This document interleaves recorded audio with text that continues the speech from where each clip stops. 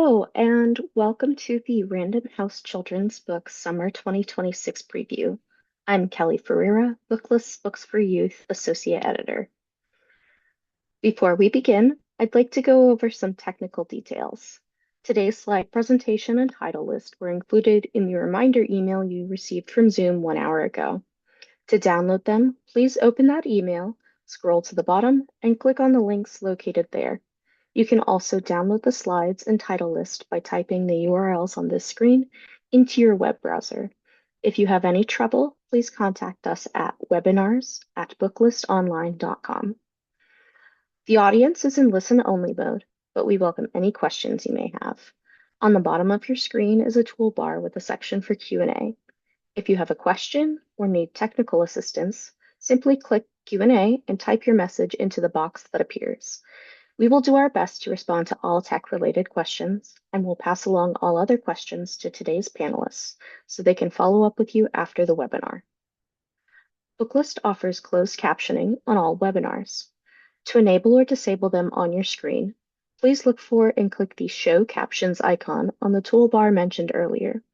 If you choose to enable subtitles, you can adjust the size of them at any time by selecting Caption Settings.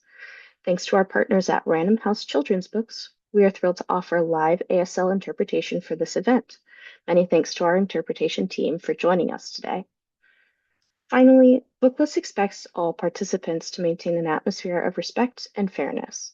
Anyone who violates the standard of behavior, including engaging in any form of harassment, may at the discretion of the organizers be immediately removed. We have a wonderful program planned for you today, and we'll hear about Random House Children's Books' fantastic Summer 2026 list a little later in the program. But first, we're thrilled to begin today's webinar with a conversation between Chrystal D. Giles and Shana Corey, the Vice President and Associate Publisher for Random House Graphic and Brands at Random House Children's Books. Take it away, Shana. Thank you. Thank you so much for having us, Kelly. Thank you to Booklist. We are so excited to be here with you all, and I so appreciate all the attendees for joining us. I am thrilled to be chatting today with Chrystal D. Giles. Chrystal is the author of the acclaimed middle grade novels Take Back the Block and Not an Easy Win, both of which have received multiple starred reviews and been named to multiple best of lists and state award lists. I think Not an Easy Win is up to maybe 11, maybe 12. And this summer, Chrystal has not one, but two new books coming out. Listen to the Girls, a powerful middle grade coming of age story, which comes out May 5th, and We Are Joy, an absolutely stunning picture book celebration of Black joy and family and community. That's coming June 2nd. It's illustrated by two-time NAACP Image Award winner and #1 New York Times bestselling illustrator Kit Thomas, and it is just spectacular. Both books just got their first reviews in, and they are both stars. So, congratulations, Chrystal, and welcome. Thank you so much for joining us. Thank you for having me. I'm so excited, and you made the book sound wonderful. So, I think you made the book sound wonderful, but I'll take it. These books are both so beautiful and so very different. We will start today, I think, with Listen to the Girls, which I have here. Can you tell us a little bit about this story, Crystal? yes, so Listen to the Girls is a novel that follows a seventh grader named Kala. And Kala is a smart girl. She likes school, and she is excited for the end of her seventh grade year. It is the first summer where her parents are not making her go to a summer enrichment camp. And so she is thrilled to hang out at the pool with her best friends. The last day of school is also when the rumors start to swirl about her favorite teacher. The rumors are disturbing because they talk about how this teacher has had some accusations of inappropriate behaviors with other students. And she is taken aback, she's confused. She doesn't exactly believe it. She doesn't want to not believe the rumors. And so we follow her on a journey to find the truth and also explore what it means to listen and use your instincts when you feel like someone around you has betrayed you. I will say that that description gives me goosebumps. Like, I love this story. It's so powerful. Can I ask, how did you come to this story? Why this story now? You've written two books before. Why this one at this time? So all of my stories are a little complicated and for sure layered. So the inspiration for this story is layered. The main plot came to me from a real world view. So in my district where I live, I have watched and listened to many stories of inappropriate behavior and accusations from teachers and clergy and coaches, Mm. and not so much about the news itself, but I think often about the young people, the community, and what happens. Too often, the news cycle spins and we don't hear what happens next. We don't hear if it's true, if it wasn't true. We don't hear what happened to the young people. And so the general plot was kind of inspired by all of those questions. Um, I was also really deeply inspired by Kala. I love her so much, and she is in part an embodiment of who I was as a seventh grader. And I wanted to put a strong, intelligent, curious character in this story to help drive home a couple different points. One of them being how important it is to listen to yourself and listen to the people in your community. Um, and this story is also very much inspired by something that happened to me as a seventh grader. I was pretty vigorously sexually harassed by a peer, and it was not a teacher, but it was a peer. And throughout all of that, I didn't tell anyone. I had all these emotions and feelings, and I was a bit embarrassed and a bit ashamed.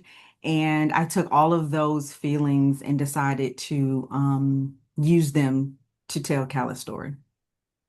Oh. Is it harder or easier when you're writing someone that has similarities to yourself now or who you were?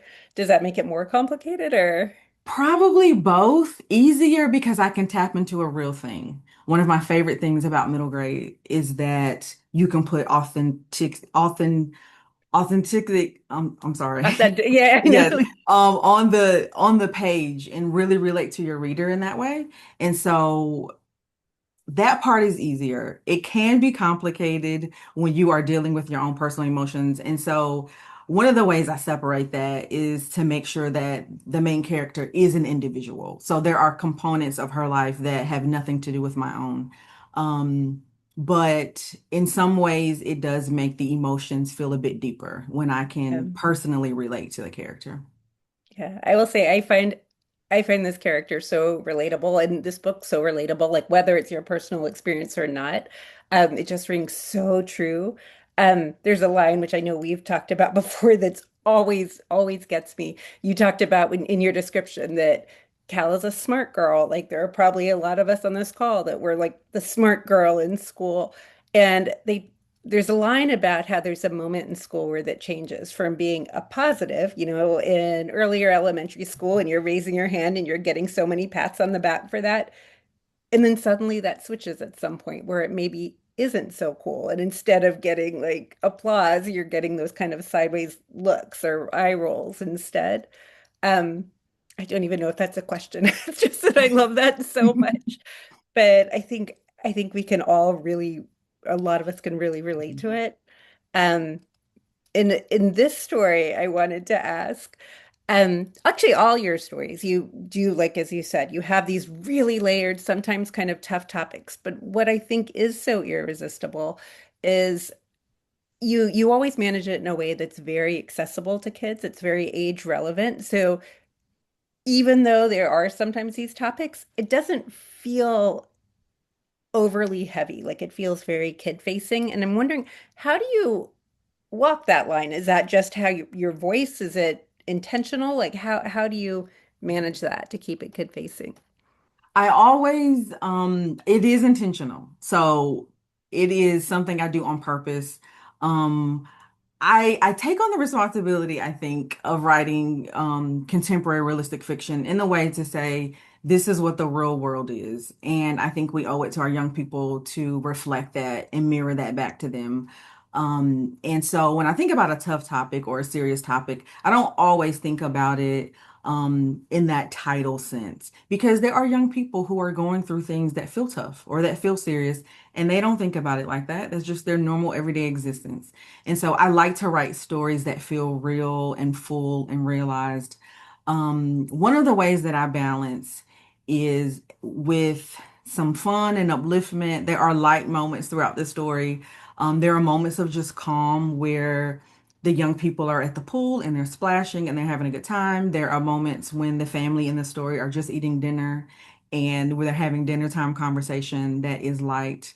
Um, I always make sure that there is some pacing where if there's a high emotional moment, we get a moment of reprieve too. Um, and that is to save my character from being too heightened, but also to save the reader from feeling too many emotions at the same time as well.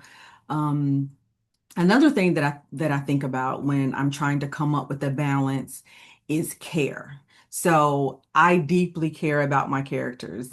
They feel like real people to me. They feel like my babies, really. And so I care enough to not put them through undue harm on the page.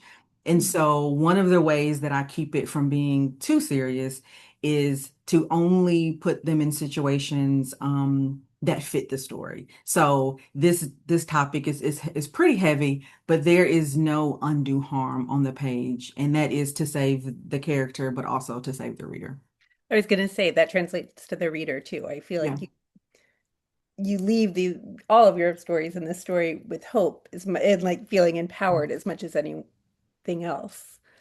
Um, I don't know if we should spoil, but do you like I know your opening scene in this book, like when you talk about balancing with the humor and stuff, do you want to touch on that or I think you can. Yes, so it's a funny thing. So I think in today's literature, particularly middle grade, you have got to find a way to get the reader interested pretty early on, right? And so I realized that. And so I think the opening scene, it is her and her friends kind of on the first day of school. I mean, on the last day of school. And they are excited about the summer. And they are on the bus on the way to school. And so it opens with, I think it's a joke. It feels like a joke to me, right? It opens with a joke. And it feels very seventh grade, right? It feels like a seventh grade joke. Um, but we get an immediate introduction of the characters, their friendship, their banter. And that's one of the ways that I always try to balance with some funny, interesting banter that I hope will appeal to the reader really early on. Yeah. Do you start with, because your characters are so real and irresistible, these kids, do you start with like the story or the characters? Like, It's always the character. I love, love, love writing characters and creating them and creating their worlds and their background and their families. It's my absolute favorite part of writing. So even if I have an idea of a plot or a setting, I don't start to write it all until I know for sure the character and their voice. And so often I am waiting to hear the character and I am typing away, usually in the notes section of my iPhone trying to find their voice or waiting for them to introduce themselves to me. Um, but it is always character for me first. is that true? Because I love your side characters. Is that true for the side characters as well? Absolutely. So side characters, just like the main characters, I love to create them as well. I think they are a bit more purposeful, because they aid the main character. And so often I am creating characters to help them on their mission, but then I also want them to feel real too. So I try to find personality traits in different ways to make them show up on the page in a way that not only helps the character, but also makes them feel like they are your friends or your neighbors in the same way that the main character feels. Do you have a favorite character in this book? I know I do. Do you? So it's tough because I think I love them all. The most interesting character for me to write was Kala's older brother. His name is Josiah. And he's a teenager and he's a big brother and he's a little bit irritating, but he is mostly supportive and uplifting.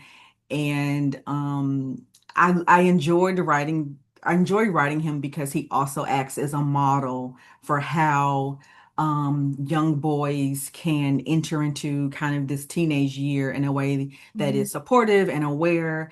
And he is dating a girl in this book, and Calla gets an up close view of what it's like to see people date in a respectable, responsible way. And so he just shows up in this story, and every time he shows up on the page, I kind of giggle, and I love to see him. So I suppose he's probably one of my favorite side characters. I loved reading about him too. And Mom, I love Mom too in this one. And them all of them. Like and the girlfriend. Like so good.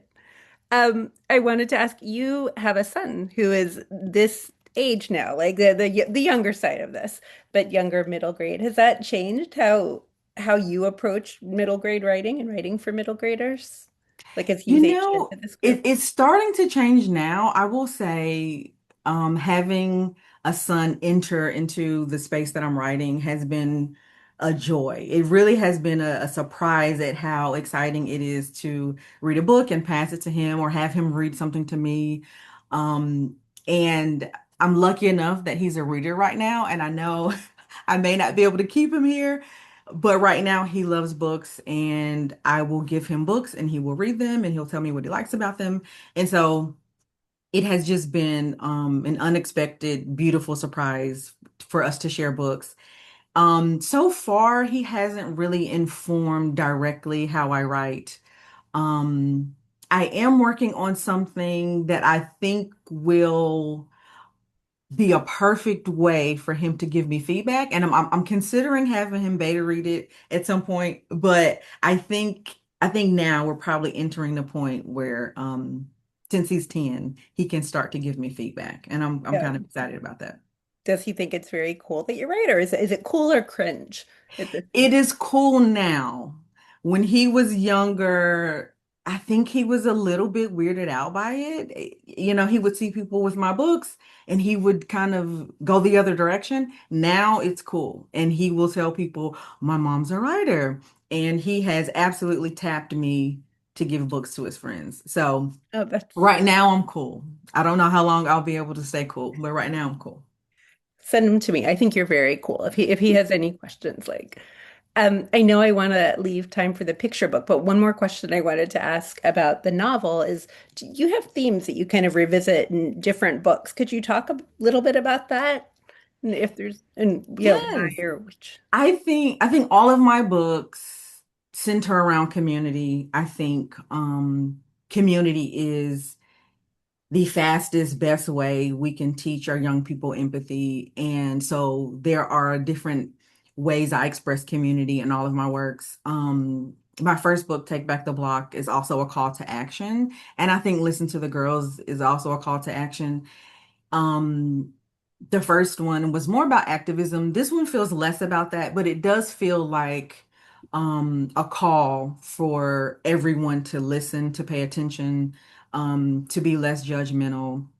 And in particular, when girls have things that they are uncomfortable or unsure about or uncertain, we can just listen, right? We can listen without judgment. And I think this book, I hope, is a call to action to be a safe place or a safe ear for someone. And so this book, I think, will help convey that message to young people, um, to show up and to listen and to pay attention to people's stories.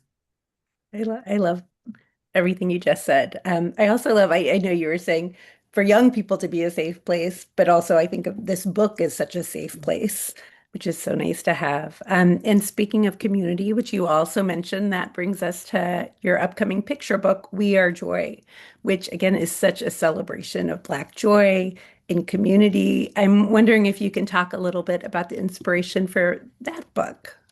Yes, I am so excited for this book. I just an aside, I started writing picture books before I wrote novels, and I wrote some many not very good. And so for this one to be the first one, it feels full circle that I got to write a book about joy, and it really encompasses everything that I ever wanted to say in a picture book. So it's really exciting to have this one be first. And as you mentioned, Kit Thomas did an amazing job with the illustrations. It's so beautiful. Um, the inspiration for this book actually came out of a bit of a heavy time. I was going through some personal things, and I started this book really as a poem. And as writers often do, I was writing myself into a happier place. And I started to think about what happiness was. And it became very apparent to me that happiness is fleeting. It's a thing that you can't quite hold on to. And I realized that I was actually craving joy. Um, and joy really is the thing that we already have. It's the thing that's inside of us. It's the thing that we get to choose. And we get to hold joy and other heavy emotions at the same time. And so this story was born out of that reminder that we are joy. It is around us, it is inside of us, and we get to hold on to it. And so the inspiration just came from that reminder. This book is such a joy. Like I feel like it helps us hold on to it. And speaking of that art, that gorgeous Kit Thomas art, should we look at the art for let's Absolutely. share the art. Thank you, Grace.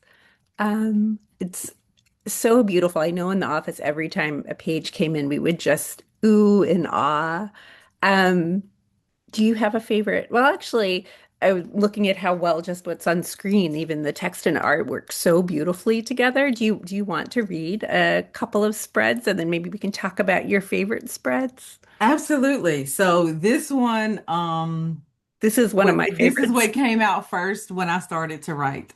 Um, we are joy under sun-drenched skies with rhythmic feet and clapping hands, with ice pop sticky fingers and bubblegum pink painted toenails. You can see this. We are joy filled with mom's oven baked cornbread dressing and creamy gravy, with Graham's sweet potato pie and spice cider. Love it. Do you want to, we could also, I just feel like it's so evocative, like the words and the text and the way they work together, those bubblegum painted fingers. Um, do you have a favorite spread, can I ask? Or is there a favorite piece of art if we could flip through Yes. a couple? So Kit did an amazing job with color. And Hmm. the first time I saw the Joy Wrapped spread, I the think that's color the just next one, right? it Yeah. just jumped off the page at me. I think the hearts and the family, everything I thought about with Joy, this this image represents. And Mm. so this every single time I see this one, it just makes me smile so big because Kit is an expert at color, and you can see that with this one. Yeah. I love how this book is about different, like family, but also different kinds of communities, and you see those communities on every page. If we go through a couple, I think we'll see a couple more, like the family of the grandparents, the church. Yeah, the So ancestors and the lovely. generational joy. I think that captures that one really well too. Yeah, I love this. This is one of my favorite lines, the tick-tocking to the drum beats of our created culture. Like so beautiful. And I think you have one of your favorite spreads is the one coming up a little bit after this, if we want to go one more. Yeah, so this one actually makes me emotional every time I read it, just because I remember back to the time I was writing this as a poem, and I thought about wrapping myself in love. So this one, we are joyful, surrounded by laughter and light and love and love and love. And Kit did an amazing job of just wrapping the page in love and light. And so this one is one of my favorites for that reason. I just think the illustration captures the exact feeling I had when I wrote it. Agree. Is it hard when you were writing it? Did you have a picture in your mind? Is it hard separating that as the art starts to come in, or what was your You experience know, like? so because this is my first picture book, and I had I had written three novels. I think the collaboration piece was the part that I had to generally get over and just accept that I am in collaboration with the illustrator, and so they have a vision, and I have a vision, and those have to come together. And so that was probably the toughest part. And the process takes a really long time. And I think when you write a novel, you are in control of every word. And That's it, interesting. it it shifts a little bit with picture books. You have a little bit less control, and so it is the definition of collaboration for sure. Yeah. What was it like working on the two of them? I know it wasn't the exact same time, but parts of them were. Like, what was it like working on these two very different books, kind of at the same time? And I think just like you said, every time a piece of art came in, I was able to switch gears and get really, really happy because the art brought me so much happiness. And one of the things that I find interesting about picture book writing is that each and every word is valuable real estate, and you have to make sure that every word fits, and you will obsess over a punctuation or a comma or just two words or switching the order of words, which is very different than novel writing. You have necessary things on those pages, but you have a little bit more space to get away with extra words. And in picture books, you absolutely do not. did you did you write this with the page breaks in mind, or did that come later? Or I wrote them with the page breaks in mind. When I thought about the concept of this story, like I said, it was a poem first, and I thought about pairing joy with other emotions, and some of them are light and full emotions. Some of them are kind of the opposite.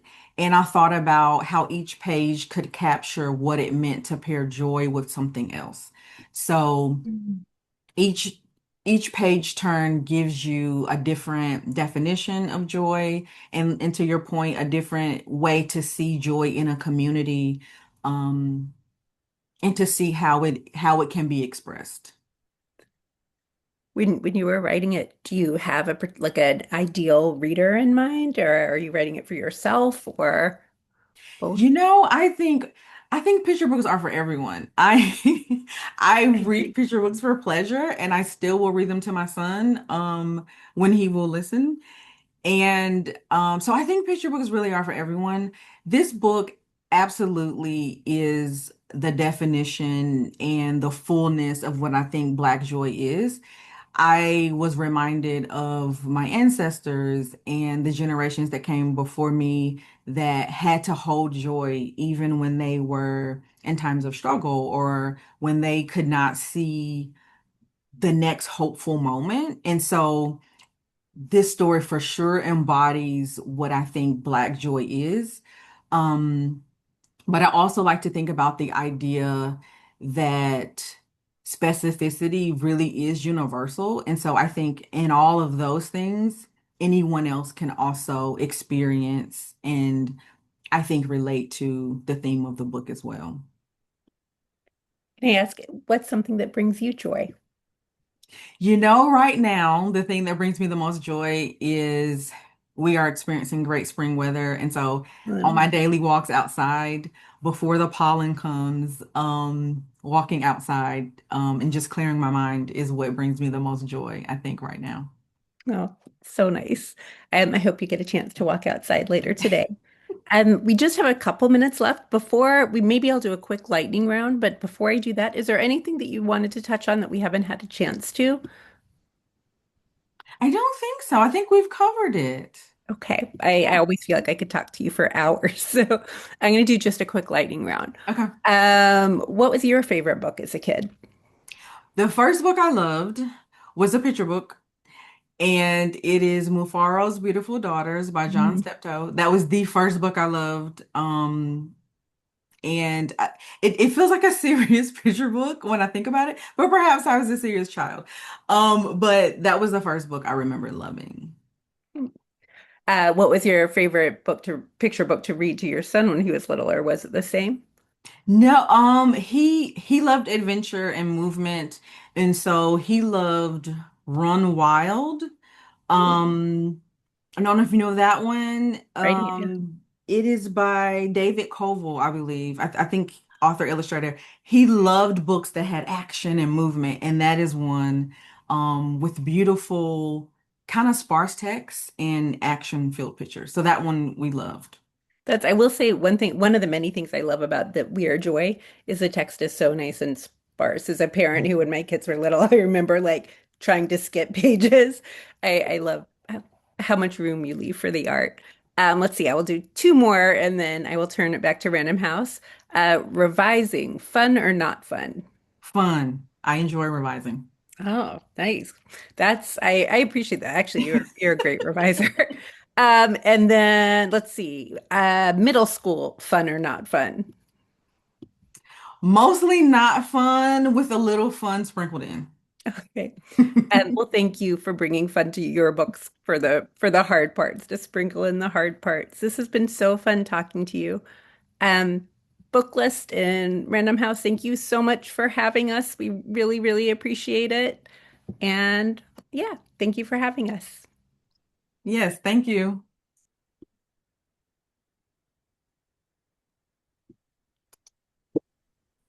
Okay, Crystal and Shayna, thank you so much for joining us. The entire SNL team cannot wait for these books to be out in the world. So thank you, thank you, thank you. Hello and welcome to Random House Children's Books Summer 2026 Title Talks. My name is Erica Trotta, and I'm the manager of library marketing, and I'll kick off today's presentation with some picture books.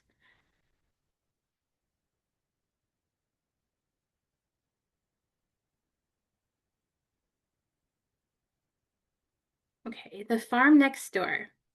Discover how one rabbit transforms her community economically and learn how you can make a difference too in this inspiring tale of a farmer and her friends. Perfect for fans of Richard Scarry, this gentle introduction to money and community features heartwarming animal characters and is illustrated by Charles Santoso, known for the beloved picture book Ida Always. Next slide. Is This a Plum? This engaging picture book debut by father and son duo Dan and Finn Ojari features bold, stylish art, rhythmic call and response text, and interactive cut-through holes. The simple question and answer format encourages participation and captures kids' attention, while the rhymes prompt readers to guess what's next. Next slide. To Knit a Ghost. Join a crafty little witch and her ghostly friends in this sweet, funny story that includes step-by-step knitting instructions. Despite ghostly distractions, a hungry cat, and tangled yarn, she learns that real magic comes from perseverance, even when things get tough. At the back, find step-by-step knitting guide for little witches to use their new skills. Perfect for grown-up crafters to share with their kids or for young knitters eager to start their first project. Next slide. A Flame Burns On. In this beautifully illustrated picture book, a young girl and her mom light a candle to honor a loved one, celebrating the Jewish tradition of the Yahrzeit. The author's note explains the custom and its significance, making this a poignant ode to family and tradition. A Flame Burns On offers a tender perspective of remembering someone who is gone through the eyes of a young child. Next slide.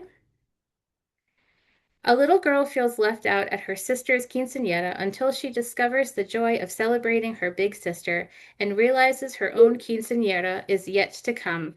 With Spanish woven throughout the back matter, this heartfelt bilingual picture book is a tribute to family and tradition, capturing the essence of family celebrations and the sparkle of this special fiesta. This book will be published in collaboration with the Smithsonian National Museum of the American Latino, and a Spanish version will be published simultaneously. Next slide. Please pass the tamales. Celebrate the rich cultural diversity and culinary traditions of the tamal making across the Americas in this mouth-watering picture book. Featuring informative back matter and activities from the Smithsonian National Museum of the American Latino, this delightful book is a tribute to family, culture, and tamales. A Spanish version of this title will also be published simultaneously. And I'll hand things over to Adrian. Hi, everyone. I'm Adrienne Weintraub, and I head up the School and Library Marketing Department for Random House Children's Books. Indigo Hands is a heartwarming picture book about a young Indian girl who spends the day with her grandfather learning the centuries-old craft of indigo dyeing. As they visit the farm and work side by side in his studio, she discovers the beauty of tradition, family bonds, and the magic behind the blue in our blue jeans. With vibrant illustrations and informative back matter on Indigo's global history, the book celebrates intergenerational connection and cultural heritage. Author Sita Singh is a rising voice in children's literature. Her debut was a Dolly Parton Imagination Library selection, and her 2024 title, Mango Memories, won a gold medal at the Florida Book Awards. Next slide. A Not So Perfect Start. Author Trudy Ludwig, the best-selling bullying prevention expert behind The Invisible Boy, brings her trusted voice on building compassionate school communities paired with warm, inviting illustrations by Mirabelle Lechuga. A Not So Perfect Start kicks off the Caring Classroom series with the story of Thea, a young perfectionist whose first week of school spirals when an art project goes wrong. With support from her teacher and classmates, she learns that the mistakes are part of learning and that imperfection can bring people together. Created in partnership with early elementary educators, the book promotes kindness, resilience, and social emotional growth. Next slide, please. Welcome to our classroom. From the best-selling creators of All Are Welcome comes an uplifting book to school stories celebrating the special bond between teachers and students. As a new class begins, a caring teacher reassures her students, encouraging them to try new things, work together, and grow with confidence. Filled with warmth and optimism, and featuring an inspiring fold-out spread, the book is a heartfelt tribute to educators and the lasting impact they have on the students' lives.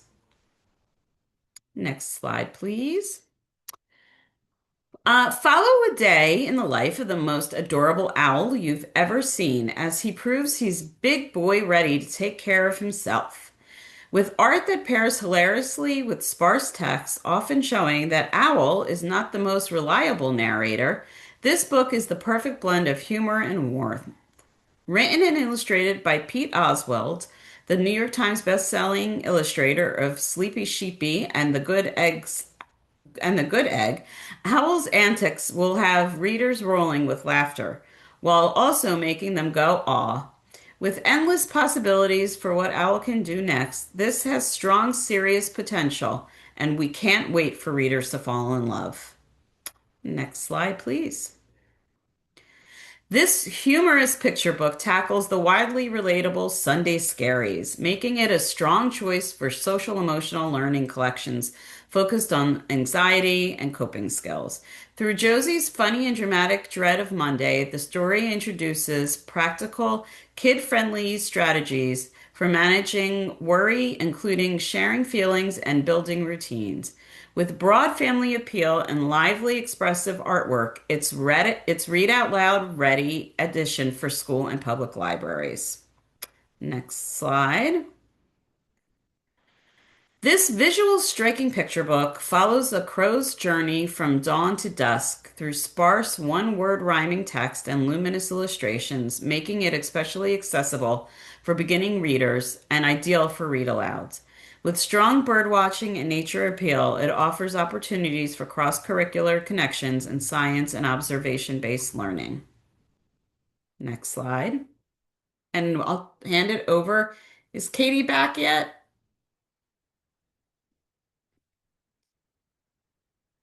I'll keep going then for Katie Halada.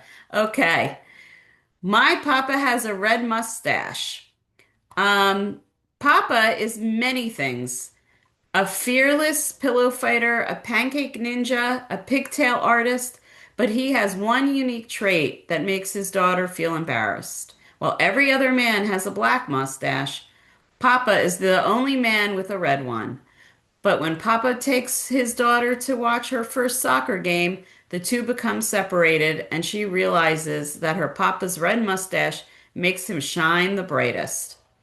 Pure Bell Prix honor recipient Leo Espinoza makes his author-illustrator debut in this clever and heartwarming picture book that celebrates a child's boundless love for a parent and the unique traits that makes parents extraordinary to their kids.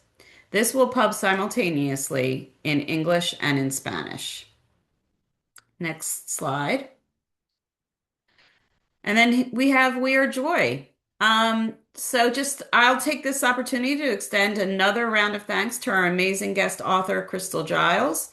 As you heard, We Are Joy is her debut picture book and is an empowering affirmation that joy, especially Black joy, is all around us, in the people we love, in our communities, and in our hearts. Next slide. Okay. In this poignant picture book, Amelia wishes for all the things she doesn't have, including her own bed, a new car, and nicer clothes. But as the story progresses, Amelia realizes that true wealth lies in the love and sacrifices of those around us. This is a beautiful tale of gratitude, family bonds, and mother-daughter relationships. And Erica, would you like to take over for a little while? Sure. Okay, so this is the big one. Marina was the smallest of the town's children. Nana was the oldest of the town's elders. But even the old and the small have dreams. When word spreads around their small fishing town that the big one is close to shore, Marina and Nana know that they will be the ones to catch the elusive and legendary fish. They set out in a tiny boat with only grit, gumption, and a rose-ripe peach for bait. This heartwarming tale celebrates the bond between a spirited grandmother and her curious granddaughter and is written by Dasha Slate, the best-selling author of The 57 Bus and the Escargot picture book series. Next slide. Poppy's family recipes. Poppy is sad when her toy bunny's dress rips. Now she'll have to throw it away. But her mom has other ideas. She shows Poppy the trunk of her sewing room, and it's full of fabric scraps. There are so many patterns, and each scrap has its own story. Fabric from Granddad's tie, Nana's dress, and her auntie's scarf come together with Mom's sewing machine to make something very special, just like their family. Back matter includes a glossary of patterns and an author's note. Next slide. The Brunch Shift. This is a beautiful story about a single mother who must take her daughter to work with her at a diner. Saturdays aren't for sleeping in. Saturdays are for eggs crackin', pancake flippin', orange juice brunch and shift. A shift Mama can't afford to miss. To pass the time while she's working, Mama and her daughter tell stories. The Brunch Shift is an ode to working parents everywhere and an ode to the magical childhood and power of a parent's love, while speaking to the realities of single working parent households and the financial instabilities many families face. And now I'll hand it over to Taylor. Hello, everybody. My name is Taylor Belgrade, and I'm the marketing assistant on the school library team here at Random House Children's Books. From proud animal foster parent Beth Stern comes a heartwarming story of an abandoned bunny and a discarded kitten who each found their forever home and became best friends. More than just a charming story about rescue animals becoming likely friends, this picture book introduces young readers to the value of rescuing and pet ownership, along with a sweet ode to friendship. Back matter educates readers about the responsibility of caring for animals so that any young reader is ready to bring a pet into their household. Next slide, please. It's a young boy's first day at school, and he is feeling a little lost. This lyrical, reassuring story takes us through the boy's day and all the ways the other children make him feel welcome, from showing him where to hang up his coat to saving him a seat at lunchtime. This sweet story illustrates the ripple effect of friendship as the boy is welcomed in, and the narrator shows that he will also be a great friend to them. Next slide, please. All he wanted was a peach tree, because when you eat a ripe peach, you get sticky and sweet, and if you don't wash up, you stay sticky and sweet, and you feel like summer. But when the tree arrives in the spring, it isn't a tree, it's just a stick. From the award-winning author Nicholas Day comes a wise and tender story about the patience needed for a tree and a friendship to grow, highlighting the enduring power of friendship and an incredible story of growth. Next slide, please. Sing along and celebrate your friends. From school plays to soccer games to neighborhood gatherings and even quiet walks in nature, friendship enriches our lives at every age. Based on the classic hit song by Andrew Gold, becomes an adorable, heartwarming sing-along picture book. This ode to friendship in all its forms is perfect for anyone who appreciates and feels grateful for all of the special people in their life. Next slide, please. Join a young writer and her pony on a trail adventure in this tender ode to the power of friendship and trust between a child and animal. Through lyrical, bouncy verses, Jessica Milo invites readers to experience the beauty and wonder of the outdoors through the eyes of a young rider and her pony. As the pair trots and gallops along, they delight in each new sight, finding comfort in one another during moments of uncertainty, and ultimately sharing precious time together. Next slide, please. No more screen time. Yeti knows all about that. She's not ready to get off her tablet in this humorous picture book that is a gentle reminder that sometimes it is good to disconnect. It is time to take a break from the screens, but Yeti is not ready. Forget chores, Yeti must win this fun game on her tablet. Can Yeti put the tablet down? With a little compassionate help from her dad, Yeti is not ready for game over shows just how hard it can be to get off the screen and how good for our bodies, brains, and ideas taking a break can be too. And now I'm going to pass it over to Katie Dutton. Hi, everyone. My name is Katie Dutton. I am the digital marketing manager for the school and library team, and I am excited to kick off this section with But I'm a Pumpkin.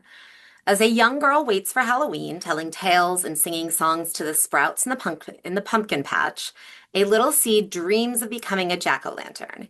He wants to become the biggest, scariest jack-o'-lantern of them all.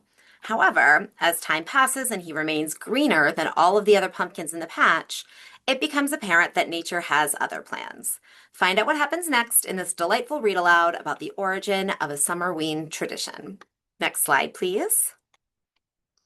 R.J. Palacio, the best-selling author of Wonder, teams up with Brett Helquist, the illustrator of A Series of Unfortunate Events and Mona Lisa Vanishes, for a spine-tingling picture book adventure.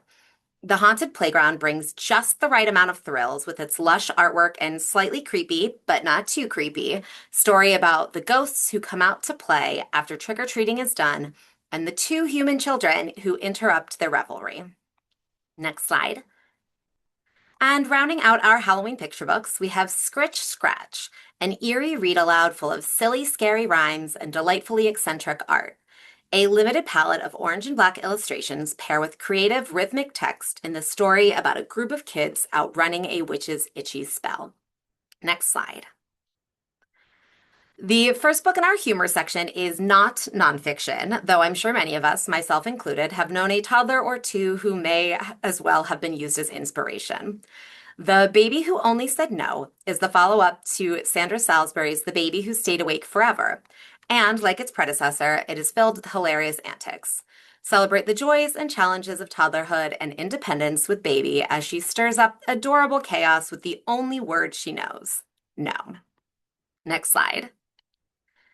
Publishing just in time for Shark Week in July, Farm Shark is a super silly summer read-aloud about the strangest farm ever, where a shark moves in and brings chaos to its quirky inhabitants. Young readers and their grown-ups will giggle as one animal after another finds themselves in the shark's tummy, and it's up to Farmer Jolene to come up with an inventive way to get her animals back. Full of clever banter and hilarious illustrations, this deeply silly story subtly incorporates themes of adaptability, community, and friendship, providing valuable lessons in a fun and entertaining way. Next slide. Colorful cats drive a train on a journey up, down, over, and around until something on the track trips them up. Can they work together to herd a young cow out of the way and keep their train schedule on track? This follow-up to Cats in Construction Hats combines the evergreen favorite subjects of cats and trains in a delightful read-aloud that incorporates concept lessons in colors and directions. And back over to Erica. Okay. Tony Rex's 7 Stomps to Success. Feeling down? Don't worry. Tony Rex, the successful predator and life coach, is here with killer advice. This spoof self-help picture book will have kids and grown-ups roaring with laughter. Packed with prehistoric pep talks, dino-sized confidence, and tongue-in-cheek tips for the life's biggest challenges, it will motivate little ones to stomp their way to success and get away from the giant dinosaur trying to eat them. This is the latest picture book from Alex Latmer, author, illustrator of Don't Think Tigers. Next slide, please. The Very Noisy House. Join the fun in this very, very noisy house. This thrilling interactive read-aloud is perfect for kids who love to explore and make noise. Knock on the door, rat-a-tat-tat, and see what's inside. Shout, sing, and giggle through this noisy adventure featuring colorful, almost neon illustrations and playful sound words that children will love to say out loud. This is the perfect read together book. It encourages participation and imagination, ensuring it gets read over and over again. Slide. The Night Treasure. The Night Treasure is an enchanting picture book that beautifully captures the unique bond between a father and a daughter during a nighttime adventure, as they explore and uncover priceless treasures in the natural world around them. With stunning prose and illustrations, this tale is a heartfelt tribute to the magic of the night, the joy of seeing the world anew, and the most precious treasure of all, shared moments with loved ones. Next slide. The World's Game. This vibrant picture book celebrates soccer and its global fans, making it perfect for the 2026 World Cup.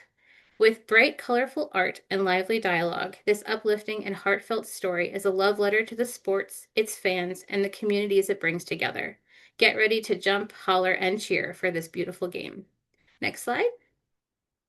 Sharks in Kansas. Sharks in Kansas? Absolutely. Embark on an exciting journey back 85 million years to when Kansas was submerged under a vast ocean filled with incredible prehistoric sharks. This captivating book dives into the mysteries of the ancient ocean and explores many kids' favorite creatures. This is the latest picture book from Melissa Stewart, the renowned expert in children's nonfiction. Next slide. We Are Mighty. America's government teacher and best-selling author, Sharon McMahon, presents a hopeful picture book about 12 ordinary Americans who took action when it was needed the most. With powerful storytelling and vivid illustrations from award-winning artist Susan Chapman, We Are Mighty celebrates courage, character, and the idea that even the smallest steps can create unseen ripples. This book will be published just in time for America's 250th anniversary, making it perfect for upcoming story times, library events, and displays. And I'll hand it back to Adrienne. Thank you. To sing the 50 United States, you have to use your brain. In this never-before-seen picture book featuring Dr. Seuss's signature rhyming style, readers will delight in naming the 50 states alongside the beloved Cat in the Hat. Funny, engaging, educational, and launching just in time for that 250th anniversary of America, this book is ideal for Seuss fans and collectors of all ages. At the end of the book, you'll find a publisher's note about how this project came to be, including archival images of the original text and sketches by Ted Geisel himself. Next slide. Moving on to early readers and chapter books. Next slide, please. More Seuss. Dinosaurs Day, a new title from the Seuss Studios line of beginner books with original stories and art from emerging authors and illustrators. Every Seuss Studios story was inspired by never-before-seen sketches from the Dr. Seuss archives. And a trip with Blip, with accessible rhyming text, two new readers meet a lovable robot that shows them the joys of reading and the adventures that can be found in the library. Next slide. Step into Reading. Here is a slide with some of the new additions to our Step into Reading leveled reading series. As you can see, it has a little something for everyone as far as interest and reading ability. Next slide, please. And then Random House Children's Books is so happy to be the home of National Geographic books, and we have two additional titles for this line of leveled readers as well. Next slide. School for Woodland Creatures is the third book from Caldecott winning Lauren Castillo in the Our Friend Hedgehog series. It's perfect for back to school since Hedgehog and her friends decide to start their own school. But will Hedgehog teach? It's a tale of overcoming doubts and taking pride in doing what you love. Next slide, please. Kids that are obsessed with squishmallows, squishables, and squishy toys. And now there is a new transitional reader series for them to be obsessed with, too. These books are perfect for kids ready to move on from step into reading, but not quite ready for longer chapter books. Shorter in length and highly illustrated, these should hit the sweet spot. Next slide. And over to Katie, who I think is here. I think so. I hope you can hear me. Thank you, Adrienne. I'm Katie Halata, the Director of Library Marketing, and I hope that I have successfully conquered my tech issues to bring you some graphic novels. So first up is Dr. Seuss graphic novel Green Eggs and Ham Go Next Door. Dr. Seuss's iconic original dynamic duo is back in graphic novel form, and this time Sam I Am is going to show his grumpy pal that meeting new people isn't scary. In fact, meeting new people is how you make new friends.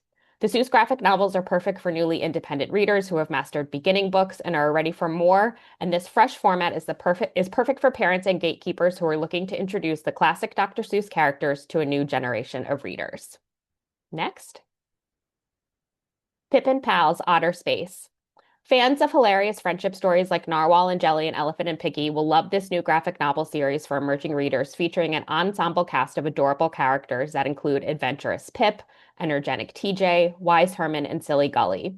In book 1, a swim lesson leaves Pip covered in a mysterious green fur, so her friends brainstorm that the only explanation that makes sense is that she must be from outer space. Next slide. Pizza and Taco. In the 11th book in the hit graphic novel series that sold over 500,000 copies, Pizza and Taco are excited for a sleepover full of ghost stories. Pizza and Taco won't get too scared, right? Kids who aren't ready for big scares will love the safe scare vibe of this latest book in a popular series. And book 7 in the series, Pizza and Taco WrestleMania, will also be available in Spanish this season as well. Next slide. Miles and Jones. Meet Amelia Miles and Shackleton Jones, just regular best friends ready for anything. And wow, do we mean anything. Kids who love silly, absurd, wacky slapstick humor mixed with high-octane action will love this new graphic novel series that features plenty of laughs, coupled with kid-friendly black and white illustrations. In book 1, the friends meet up at their favorite playground, only to be attacked by giant anacondas. And in book 2, the friends find themselves caught in the middle of a blizzard of large purple globs of goop. Next slide. Rex Rocket Cosmic Wiener Dog. Introducing hysterical brand new graphic novel series, not at all historical, from best-selling creator of Max Meow. Rex Rocket isn't very strong or organized or smart, but sometimes all you need to save the galaxy is to be a stretchy blue wiener dog. Rex Rocket features high-impact, full-color art and hilarious story that blends fast-paced jokes with an earnest message about environmental conservation, perfect for fans of Dogman, Investigators, Hilo, Bad Guys, and other kid-facing series that lead with laughs. Next. And now for some nonfiction, Magic Treehouse Fact Tracker's graphic novel Titanic. When Jack and Annie got back from their adventure in Magic Treehouse number 17 tonight on the Titanic, they had lots of questions about that fateful night that they set out to answer in the 3rd book in the Magic Treehouse Fact Tracker graphic novel series. Filled with up-to-date information and full of tidbits from Jack and Annie, the Magic Treehouse Fact Tracker graphic novels are the perfect way for kids to find out more about topics they discover in their favorite Magic Treehouse adventures. And now I might be handing it over to Taylor, who I think was also having technical problems. I think we're all good so far. All right, take it away. The first chapter book in the beloved Boxcar Children's series is now available as a full-color graphic novel. This beautifully illustrated graphic novel brings this timeless tale to life for a new generation, celebrating the Alden siblings' journey of courage, resilience, and the enduring power of family. This kid-friendly format makes this classic story perfect for a new generation of readers. Next slide, please. Beatrice, Roxy, and Virginia have conquered 6th grade, and now they're ready for the next big milestone, their first week at sleepaway camp. Beatrice isn't happy about this. After all, she prefers stuffed animals over people. Roxy doesn't think camp is so bad. Honestly, she's just excited to get some peace and quiet. And Virginia is the most excited for camp out of everyone since all the middle school girls are going, but then Virginia doesn't make the soccer team. From an acclaimed cartoonist comes a Frenemies to Friends graphic novel about the trials and tribulations of 3 preteen girls and cabin mates at sleepaway camp. Next slide, please. Welcome to the Tea Dragon Society, where Greta, a young blacksmith, learns to take care for a rare and magical tea dragon. This gentle fantasy from award-winning author Kay O'Neill is an enchanting introduction to whimsical and cozy graphic novels that are perfect for reluctant young readers. Next slide, please. It's back to school for the Hillside Valley kids. 12-year-old Soul is a great friend, a model student, a beloved daughter, and a star soccer player. But when she develops a crush on her soccer team captain, Lily, Soul starts to lose focus. And how can she stay the star player, the star everything that people see her as if she can barely remember her name, much less how to play soccer around Lily? Is Soul destined to let everyone down, including herself, or can she figure out how to be the soul she wants to be on and off the field? Next slide, please. Gracie is ready to take on the ballet world at the Young Dancer Summer Workshop in New York. However, Sarah finds herself left in the dust, but luckily, she knows the best way to get herself motivated is with a good rival, the star of the class, Soraya. Except Soraya is not interested in a fun competition with Gracie. From the award-winning illustrator comes an energetic graphic novel that blends together passion, friendship, and self-discovery. Next slide, please. And now for one of my personal favorites. In this whimsical and beautifully illustrated high-stakes romantasy graphic novel, readers will follow 18-year-old Myra's journey as she struggles to achieve her goal of becoming high priestess and combat the darkness that threatens her beloved kingdom and her favorite thing in the world, dance. As her independence soars, she finds that her childhood best friend, the Crown Prince, may be the only source of light to stop an ancient evil from destroying everything and everyone she loves. And now back to Katie Dutton. Thanks, Taylor. I Want to Be Your Girl Volume 4 is the final volume of the series, which means that this popular digital comic is now fully available in physical form for the first time in any language.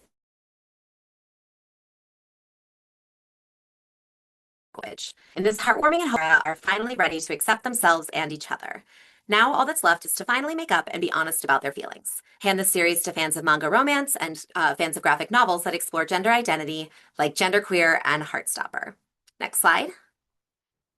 Our Aimless Nights, Volume 1. This is another great pick for fans of manga romance. This one is perfect for readers of cozy romances and opposite attract stories. Two teens fall for each other during quiet nights at a convenience store in this popular digital manga now in print for the first time in English. Next slide. And on a slightly different note, we have the first volume of School Bus Graveyard. Another popular web series coming to print for the first time, School Bus Graveyard is creepy YA horror, perfect for fans of Five Nights at Freddy's. It follows a high school loner who gets cursed on a field trip that goes horribly wrong and now must lead a ragtag group of classmates to survive murderous phantoms. Book 2 will follow in fall 2026, and Book 3 is scheduled for summer 2027. Next slide. We are on to middle grade. Next, there we go. 5 new step siblings, 2 frazzled grown-ups, 1 borrowed RV that has seen better days, 1 escaped pet snake, 3 weeks in Yellowstone National Park. What could possibly go wrong? Are We There Yet is a laugh-out-loud adventure starring a newly blended family on a wild road trip that starts as a disaster and becomes an even bigger disaster. This heartwarming story is perfect for readers looking for wholesome stories like The Penderwicks and Cheaper by the Dozen, as well as those readers who may benefit from short chapters, quick pacing, and lots of humor. Next slide. You have already heard Chrystal and Shana talk about this incredible book, so I will keep it short and sweet. Listen to the Girls is a powerful, nuanced, empowering story that explores the extremely difficult and unfortunately timely topics of grooming and consent in an authentic, accessible, and age-appropriate way.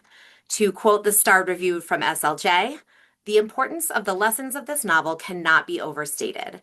A required purchase for all middle school collections and a perfect pairing with Barbara Dee's Maybe He Just Likes You. Next slide. From the Newbery Honor-winning author of Evilise Explains It All, No Place on Earth is a moving novel with a touch of magic, where 2 boys find themselves in each other's dreams and slowly help one another face the real world. Since moving to Yellowstone National Park for his mom's job, Gus's bad dreams have only gotten worse. And that's all before Gus somehow meets his classmate Cordell inside his dreams. With the connection between the boys, Gus may be the only person who can help Cordell if he can only find the courage to be there for his friend. This is Andrea's first novel written in prose, with touches of her signature verse throughout, and it's perfect for fans of contemporary middle grade by Jason Reynolds, Meg Medina, and Jacqueline Woodson. And back to Erica. Okay, casting April. 12-year-old April is a gifted performer, determined to land the starring role in the school play. Despite her talent, no one believes she can succeed because of her tracheostomy tube. This heartwarming story of friendship, identity, and the pursuit of dreams is brought to life by Wendy Liu, a New York Times reporter. Lou's perspective as an Asian American with a tracheostomy tube offers an authentic and inclusive look at the challenges and triumphs of navigating disability, identity, and self-expression. Encouraging meaningful discussions on timely and important topics, this story raises awareness around disability, bullying, and discrimination. Next slide, please. The Cat Prophecies, Clockquest.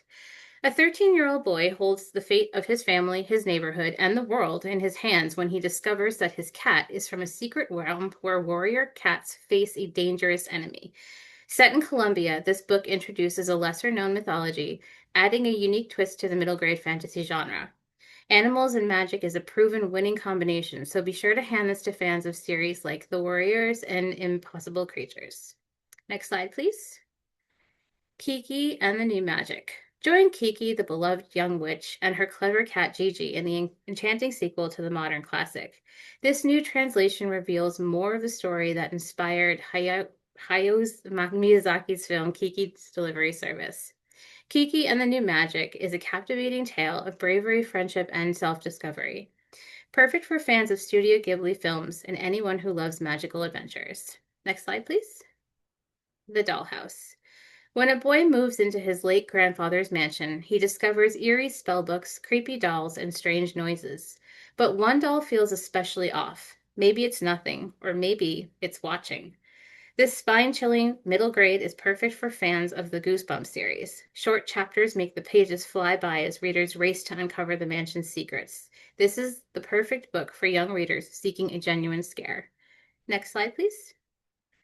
Terrifying True Tales. Some scary stories are more than just tall tales. For the brave-hearted, a bone-chilling, globe-trotting adventure awaits. This book combines classic nonfiction with captivated narrative storytelling, making it perfect for young fans of both genres. It features true stories, legendary monsters, and myths from every continent, yes, even Antarctica. This spine-tingling collection of real terrors and haunted legends offers thrills and chills all year long, guaranteed to keep readers on the edge of their seats. Next slide. History Smashers: The Space Race. Get ready for blast off with the History Smashers. In this exciting book, best-selling author Kate Messner takes young readers on a mission to bust myths and reveal the truth about the space race. Packed with fascinating facts and surprising stories, this installment shows us how scientists, politicians, and everyday heroes work together to explore the universe. Perfect for young space enthusiasts, it's an engaging adventure that proves the truth is often more incredible than fiction. And back to Adrian. How to Survive in the Age of Knights is an engaging, research-backed nonfiction guide that drops readers into the Middle Ages, blending humor and high-interest survival scenarios with solid historical content. Part of National Geographic Kids' popular How to Survive series, it taps into the strong demand for survival-style history books and Black Death era topics while offering curriculum-friendly connections. Next slide, please. And speaking of Nat Geo, here is a slide of other titles that will be coming out this summer. I do want to call out the 2027 National Geographic Kids Almanac and the Treasury of Greek Mythology, which is written by Donna Jo Napoli, is getting an updated look. This is a great way to introduce the Greek myths. And next slide, please. On to young adult books. Next slide. Ambrosia Lee Drops the Mic is a humorous YA novel about a Korean-American former child actress who turns to stand-up comedy to confront Hollywood rejection, body image pressures, and stereotypes. With strong appeal for teen readers seeking diverse representation, the book tackles timely themes such as toxic masculinity, eating disorders, and identity while maintaining a witty, accessible voice. Written by Starred Review author Patricia Park, this title is well suited for YA collections looking for contemporary, socially relevant fiction with humor and heart. Next slide, please. This romantasy debut features dual perspectives, a slow burn romance, and fresh dragon mythology, making it a strong pick for fans of Fourth Wing, Serpent and Dove, and other dragon-driven fantasies. Set in a kingdom plagued by a deadly solar event, the story follows a thief and a disgraced dragon slayer whose uneasy alliance uncovers dangerous secrets and emotional stakes. This title has crossover appeal for older teens and adults as well. Next slide. Lynette Noni, blending high stakes action, enemies to lovers romance, and found family in a magic plagued city overrun by soul stealing reapers. It's a natural fit for fans of Sarah J. Maas, Rebecca Yarros, and other romantasy stories, and builds on Noni's significant book talk popularity and the success of the Prison Healer series. Next slide, please. Our Wicked Gifts is a dark, twisty YA fantasy thriller and the first book in a planned duology, blending sinister family politics, devils, bargains, and a forbidden romance with sharp, campy humor.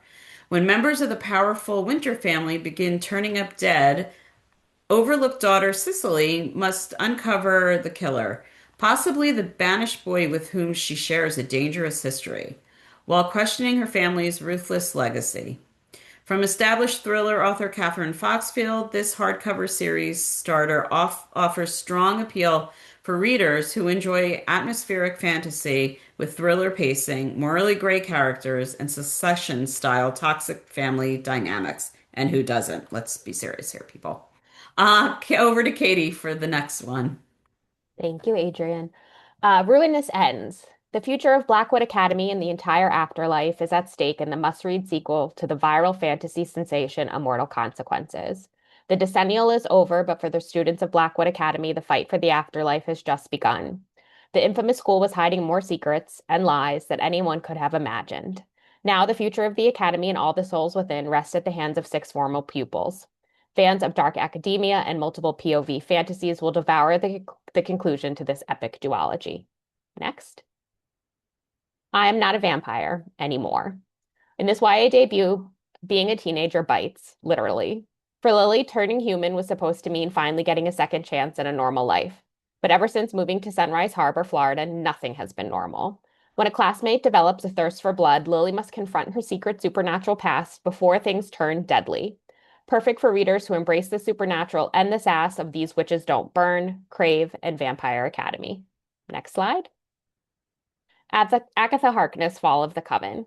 Sarah Shepard of Pretty Little Liars fame brings the success of Disney Plus's Agatha Harkness to the page for a darkly humorous YA novel that spanned time periods and genres. When Agatha finds herself yanked out of her mysterious past and plopped into modern-day high school, the race is on to find the key for saving her coven while discovering first love and battling an ancient foe. Perfect for comic book readers and Disney Plus fans, as well as teens and adult readers who love witchy, morally gray characters found in books like The Cruel Prince, The Shadows Between Us, and Serpent and Dove. Next slide. Shadow over the Pumpkin Queen. New York Times bestselling author Megan Shepherd brings her pitch-perfect voice to the Pumpkin Queen series inspired by Tim Burton's The Nightmare Before Christmas, which has endured as a fan-favorite franchise for over 30 years. In the third book in the series, we follow Sally to a dark realm called Shadowtown, where a powerful foe awaits her. Sally will need to fight with every fiber of her being to prevent Halloween Town from utter destruction. Next slide. Reboot, a Tangled novel. Revisit Rapunzel and Eugene from Disney's Tangled as they race to protect a neighboring kingdom in this thrilling fantasy adventure penned by New York Times bestselling author of Little Thieves. Tangled remains one of the most beloved Disney princess titles, with novels like Rebound that feature original stories featuring the beloved characters that act to strengthen the cross-generational appeal of these fandoms. Next slide. Wings of Reverie. Centuries after the events of the #1 New York Times bestselling Wings of Starlight, 2 fairies must battle a dangerous magic and their growing feelings for each other in order to save their home in the winter woods of Pixie Hollow. The Disney's Fairies franchise was a major force in the early 2010s, spawning 6 animated films and more than 60 chapter books. This reboot invites now older Gen Z and millennial fans to return to the fantastical world that they loved and reconnect with the unforgettable characters, while also appealing to romantasy readers looking for their next big read. And now I'll pass things over to Taylor. Hazel has her senior year mapped out. win respect as a color guard captain, kick off her first D&D campaign, and steer clear of distractions. But her plan takes a critical hit when Max, her former best friend and longtime crush, returns to town with drumsticks in hand and an unexplained chip on his shoulder. Roll the dice, strike up the band, and get ready for a swoon-worthy summer. From the best-selling author of Dating and Dragons comes a charming gaming romance that blends the magic of D&D with the community of band camp. Next slide, please. All first daughter Abby wanted was one normal night, but one impulsive pizza order later, she's front page news and officially exiled to oh my goodness, Wi-Fi-free country inn for the summer. The inn belongs to Gabriel Calabrese's family. He's sarcastic, camera obsessed, and definitely not dazzled by presidential perks. But Abby is determined to make the most of her time away from the White House, with the summer bucket list full of things real teens get to do. Pool parties, picnics, maybe even a first kiss. Would the Gilmore Girls like charm join Abby as she dives into a summer of small town magic and surprises? Next slide, please. When Margaret sees Mars for the first time, it doesn't feel like love at first sight so much as future at first sight. She just knows right away that he will loom large in her life. But even for someone who can't help anticipate the worst, when the worst actually happens, Margaret is shattered. Somehow she has to let go of the gravity of grief pulling her down and find her way back to the stars. But only if she can let the whole of the universe in, all the beauty and all the pain.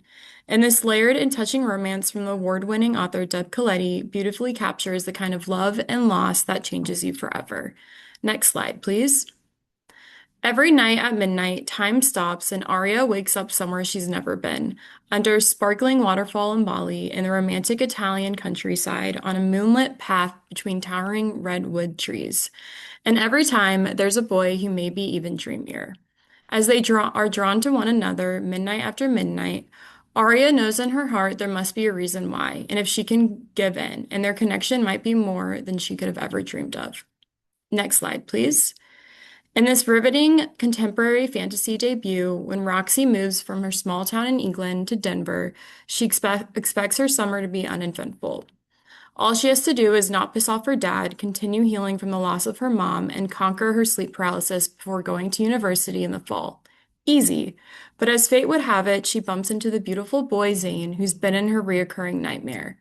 Meeting Zane triggers new nightmares, one that comes with a warning. If Roxy and Zane don't ignore the attraction between them, there will be hell to pay. Next slide, please. Ellie dates the right guy, says all the right things, and acts the right way to avoid being ridiculed for her autism. When that right guy dumps her before they're supposed to go to beach volleyball camp together, Ellie's perfectly curated world comes crashing down and she's labeled the boring, weird girl. Desperate to regain her good reputation, and yeah, sure, the boy, Ellie goes to Camp Smash, which is nothing like she expected. There she's paired with Sierra, a mysterious, standoffish volleyball legacy who makes Ellie's quest to get her boyfriend back even more complicated. Dive into this sporty, sapphic summer romance full of the classic tropes. And I'll pass it back to Katie Dutton. From the author of All's Fair in Love and Field Hockey comes Buried Feelings, a delightful paperback original that blends slow burn romance with a page-turning treasure hunt and celebration of queer history for a result that is both joyful and heartfelt. Join two ex-besties with a complicated history as they go head-to-head in a San Francisco treasure hunt and uncover more things buried between them than they bargained for. Hand this to readers looking for joyful LGBTQ+ representation and trans representation in their romances. Next slide.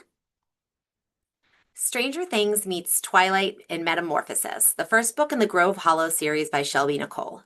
This haunting gothic romance was originally self-published in 2023 and has built a dedicated fanbase in that time.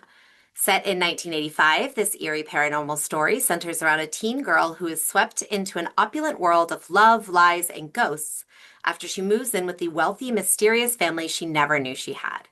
It's a dark academia-tinged tale full of fated love, a cursed amulet, and twisted family secrets. Readers will be clamoring for book 2, which will be publishing just 5 months after the first. Next slide. Ancient History Between Us is a hilarious, flirty romance about two childhood best friends who are unexpectedly reunited at an Italian villa 3 years after they stopped talking due to a disastrous first kiss. Their original plan to avoid each other crumbles when West discovers Cammie's secret mission to find her biological father and insists on tagging along. What follows is a very Mamma Mia-esque adventure filled with second chances and swoony scenery, as well as some incredibly relatable representation of anxiety and mental health struggles. Next. Jenny L. Howe is back in How Not to Renovate a Haunted House, a cozy romance that blends all of our favorite small-town tropes with a dash of the supernatural in a story that centers a plus-size heroine and the uplifting joy of being loved and fully seen. Join an amateur ghost hunter and a supernatural skeptic as they team up for a home renovation project and start to wonder if it's their relationship that's the real fixer-upper. Next slide. Perfect for fans of science fiction romance such as Fable for the End of the World and crossover readers who love books like Powerless and Divine Rivals, Eyes Like Stars is a charming slow burn romance featuring magnetic attraction, witty banter, and the ever-popular opposites attract trope, set in the Star Wars universe. While romantic subplots have appeared in previous YA Star Wars titles, this is the first time the romance is front and center, and who better to write it than beloved best-selling author Ashley Poston. Next slide. From the author of Escape Room comes a thrilling whodunit about 3 people who all confess to murdering the same person. All 3 of them have motives, but only one is the true killer. And the search for answers becomes even more complicated when it comes to light that the murdered girl was being tormented by a mysterious masked figure known only as the mystery guest. In a story that masterfully plays with perspectives and motives, Maren Stoffels blends classic twisty mystery plots reminiscent of Agatha Christie with fast-paced, accessible writing. And I will turn this back to Erica. Okay. The Sawmouth. For fans of The Last Bookstore on Earth, this rural horror follows a genderqueer teen surviving near apocalypse while hunted by a mysterious monster linked to their past. Combining gorgeous prose with a fast-paced plot, it explores themes of inherited trauma, found community, and queer resilience, all wrapped in a tense thriller reminiscent of Ari Aster's films. Amidst the horror, a slow burn queer romance blossoms, adding depth and heart. In a time when diverse voices are vital against rising book bans, The Sawmouth offers a powerful, hopeful story that challenges both evil and external and internal. Next slide, please. Nest of Tongues. A lyrical and evocative horror story about Manananggal, vampires from the Philippines, and the hunter pursuing them. A brother and sister fight to protect their secrets, their community, and most importantly, each other in this compelling novel from best-selling author Randy Rebay. Drawing on his heritage and upbringing, Randy creates a chilling, thought-provoking tale that centers Filipino-American perspectives and delves into the complexities of tradition and self-discovery. Next slide, please. Young World. From Soman Shinani, the best-selling author of School for Good and Evil series, comes a thrilling new novel about a teenager elected president of the United States, igniting a global revolution of young leaders, until someone is murdered and he becomes the prime suspect. With globe-spinning action, shocking twists, and fresh, electrifying storytelling, Young World is a heart-stopping thriller that explores what happens when the future truly belongs to the youth. Addressing issues like climate change and political turbulence, this fast-paced murder mystery and revolutionary tale will keep readers on the edge of their seats. Next slide. Thornbird. From E. Kennedy, aka best-selling romance author Elle Kennedy, comes a highly anticipated YA thriller about a serial killer's daughter racing to uncover her family's twisted secrets before it's too late. 10 years after her father was caught, Ryan Shipley returns to her hometown, determined to keep her identity hidden. But as new investigators dig into the case, cryptic texts, strange coincidences, and a chilling note suggest she might know more than she admits. This propulsive novel is full of twists and delves into the themes of identity, loss, blame, love, and forgiveness. Hand this to fans of Holly Jackson. Next slide. What Lies Beneath the Flowers. 2 best friends embark on a quest to find a missing socialite, driven by the promise of hefty reward, only to have their morals and friendships tested along the way in this twisty mystery. Natasha Diaz's sophomore novel, inspired by Great Expectations, weaves a compelling narrative through a missing persons case centered on a primarily female cast. This modern retelling explores Dickens' timeless themes of identity, class, and the weight of high expectations, offering a fresh and thought-provoking take on classic issues. Next slide. Paint Me Like Your Dead Girls. In this gripping YA thriller, aspiring crime journalist Fles Keller uncovers a mysterious long-lost painting that links to a series of gruesome murders in her town. As her father's art gallery becomes the center of a deadly game, Fles races against time to solve the case before she becomes the killer's next target. From author Cynthia Murphy, a seasoned art history academic, this story weaves her expertise into a suspenseful world of secrets and twists. Can Fles crack the clues before it's too late? And over to Adrian. There Are Ghosts Here is a haunting YA thriller about a girl with no memory of her past who is sent to a mysterious seaside reformatory where toxic friendships and blurred realities raise unsettling questions about identity and truth. Next slide, please. Natural Selection is a darkly funny feminist YA thriller set in a secluded mountain town where a mysterious grizzly begins targeting known abusers, pushing three girls to confront the toxic power structure around them. Blending speculative elements with revenge, narrative, queer representation, and sharp social commentary, the novel explores female friendship, trauma, and justice with a distinctly teen voice. Next slide, please. When Lehua's sister goes missing, she follows her trail to a luxury island resort to find her. Instead of Lehua is cut off from civilization and help after the island's boat leaves without her, stranding her with the resort's lavish guests and enigmatic staff as Lehua investigates her sister's disappearance. She discovers her missing sister isn't the island's only mystery. Author Kayla Kendall explores classic Gothic elements through the perspective of a native Hawaiian teen, creating a truly surprising YA supernatural thriller. And then next slide, please. Rain Song is an atmospheric YA thriller set in a fog-shrouded California coastal town plagued by unsolved disappearance and rumors of a haunted island just offshore. When a teen with a hidden supernatural ability arrives in town, she becomes entangled in the mystery of a missing girl, a generations-old feud, and a dangerous slow burn romance. Blending eerie small town suspense with speculative elements, the novel will appeal to readers who enjoy dark, character-driven mysteries with a supernatural twist. And that, I believe, is our list. Over to Erica. Yeah, so thank you so much. That concludes our title talks for today. Please be sure to visit us at rhcbtl.com to discover more resources, including free educator and discussion guides, as well as recordings of your favorite authors and illustrators. And you can also sign up for our newsletter there, so you'll always be in the know for everything that's going on. Thank you for coming so much, and we'll see you next time. Thank you so much to the Random House Children's Book team. What an excellent preview. So tomorrow, all attendees will receive an email containing links to today's video recording, slide presentation, title list, and a certificate of completion.